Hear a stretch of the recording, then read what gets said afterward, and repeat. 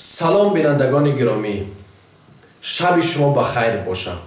انشاءالله که خوب به خانه آمده باشین، در کار بودین، خسته شدین. امروز میخواهم درباره تاجیکان صحبت بکنم که یک کودک روس از دهن سگ گرفتن. شیرمردان این ملت، باور کنین نکنین این ملت زنده است. ملت ما همیشه کوشش میکنه که یک کار خوب بکنه. بسیاری هاش میدانم که احمق ها در این ملت هستند، میدانم نفرهایی هستند که به دیگر نفرها خیانت میکنن، دروغ میگن، دزدی میکنن، اما من باوری دارم که این ملت تا حال مرده نیست. و میخواهم واضح درباره روسیه صحبت بکنم. چرا که تلویزیون های روسیه نخواستند که نام این شیر بچه ها را بنویسند؟ چرا که تلویزیون های روسیه نخواستند که نام های این شیر بچه ها را بنویسند که همین شیر بچه ها از تاجیکستانند؟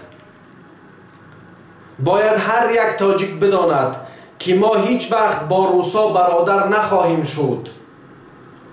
ما تاریخ هم اگر یک جای داشته باشیم 70 سال، اینا ما را به خاطر فایده خود استفاده کردند. نفرانی اگر حاضر پیدا بشوند و بگویند که ما را همین کمونیست ها و همین روسیه دولت داد، خطا میکنند، خطای بزرگ میکنند. دولت های دیگر بدون روسیه پیشرفت کردند، دولت های دیگر بدون روسیه اقتصادشون خیست. بعضی نفرهایی که باوری بلالین بستلین دارن میگن که همینا بودن که آمدن 4 خانه سیمانتی را در تاجیکستان ساختن. باور کنین نکنین اگر که ما تاریخ خفا بگردیم و که بدون روسا تاجیکا دولت خود می داشتن، ما پیشرفت زیاد میکردیم. چون اینها همیشه این ملت زیر زبر میخواستند بکنند. چون تاجیک و روس هیچ وقت برادر نمی شود. اینها ملتگرا هستند. دوستان عزیز، من در این باره صحبت میکنم چون میدانم در دانشگاه ها صحبت میکنم، با پروفسورها صحبت میکنم، حتی روس هایی که در همین آلمان آمدن، در حزب هایی که بر ضد خارجی ها هستند، در همون حزب ها هستند و کوشش میکنن که خارجی ها را هر گپ بگن. با یک روز صحبت میکنی، یک گپی بد میگه که حتی ما و شما را سیاه میگن. دوستی عزیز، فرزند داری، فرزند تا بفهمون که ما با روسا هیچ وقت برادر نمیشیم. برادرای از گرامی، هر قدری که کوشش میتونین بکنین درس بخونین، درس های زبان آلمانی، دیگه زبان های اروپا را بخونین. باور کنین نکنین هر زبانی که میخوانین انشاءالله برای شما فایده میاره. هر درسی که میخوانین در آینده برای شما فایده میاره. به همون خاطر ما باید از روسها نجات بیابیم. چطور نجات بیابیم؟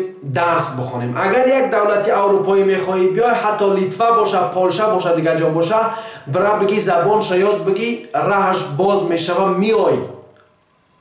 ای تاجیک، به خودت باور که تو بقوتی، تو میتونی همه چیزا. تو آخی چشمات هایی که ای تاجیک ببین که چی کارا میکنن این رسا با تو. کوشش که ای عزیز دل، کوشش که، چون یگانه راه نجاتی تو در دست خود تو است. یک چیز ما برای شما خوب بگم، بسیاری ها نمیخواهند که چیزا را بگن. بسیاری ها، بعض نفرها برای من هستند که همین گپا را میگوی تاجیکا در اروپا پر میشوند. الحمدلله پر شوند، در همه جا پر شوند، اما مردک باشند. بسیار نفر آمدن اروپا، بعضی هاش مثل هم زنک چاپن. مردک باشین که جایی که آمدین احترام پیدا میکنین. در هر کجایی که آمدین احترام پیدا میکنین. چون من این چیزا در سر خود دیدم دوستای عزیز. یعنی من از چیزی نمیدونم که از بیرون اومده باشم یگان چیزا نده باشم برای شما بگم، چون من این چیزا در بسیاری دولت‌ها دیدم. به خاطری که من زبان‌های اونها را خواندم. شاید کسی از شما بگه که من خدمت تعریف میکنم یا که نه برادر عزیز، مقصدی من اینه که شما حرکت کنین. خدا شاهده. یگان مقصدی دیگه ندارم. مقصدی من همینه که دوستای عزیز، این گپای مرا در گوش تا بگیرین. اگر میخواهین لیتوا بیاین زبانشون یاد بگیرین. این ملت ها میده از بین رفته سادن. اگر هر یک تاجیک زبان های رو یاد بگیره بدون مشکل میتونه بیای از روسیه در پول زیاد کار کنه، نمیجا زندگی بکنه. اینا وقتی که زباناش یاد بگیرین برای شما شهروندی گرفتن آسان میشوه. از اون جمله لیتوا و استونیا و اینا. به خاطری که دولت ها لازم به آدم دارن، چون همین روسهای احمق، همین روسها در اونجا نمیخواهند که زبان آنها را یاد بگیرند. اما شما تاجیکین، شما نویسه ها و نبیرهای ابوعلی ابن سیناین، شما نویسه های رودکین. کوشش بکنین دوستان، کوشش بکنین دوستان عزیز. من که امروز آمدم از درس درد دارم و درد ما برای شما میگم. هر کس که دشنام میکنی، هر کسی که مرا دشنام میکنی که گپات ای خلال او خلال، خدا تو را هدایت بکنه. به والله که خدا هدایتت بکنه.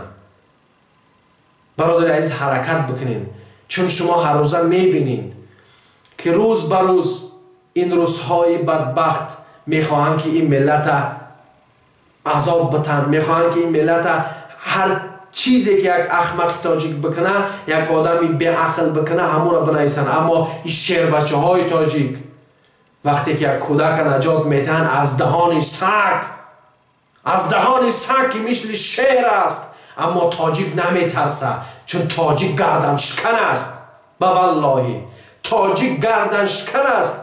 خدا اگر این جرأت تاجیکی شما را دوباره در قلبات بیاره، هیچ نفر نمیدونه که یک سخن بزید شما بگه، چون تاجیک گردن شکن است. تاجیک تاجدار است. شما یک بار فکر کنید به خاطر چی تاجیک؟ به خاطر ای که تاجیک تاجدار قوم فارس، شمشیر برستان قوم فارس. اینه بینه تاجیک میگن. در همه جا در پیش بدن شمشیر را داده شو، در همه جا. برادر از گرامی، جواب با تماشابینان عزیز قسم 3 انشاءالله بر روزهای نزدیک ثبت می شود. تماشاش کنین و پادپیسه سر فراموش نکنین. انشاءالله کوشش میکنم هر چیزی که در دل اومد هر روز برای شما میگم. فهمیدگیت بفهم، نفهمیدگیت خدا هدایت بکنه. السلام علیکم و رحمت الله و برکاته.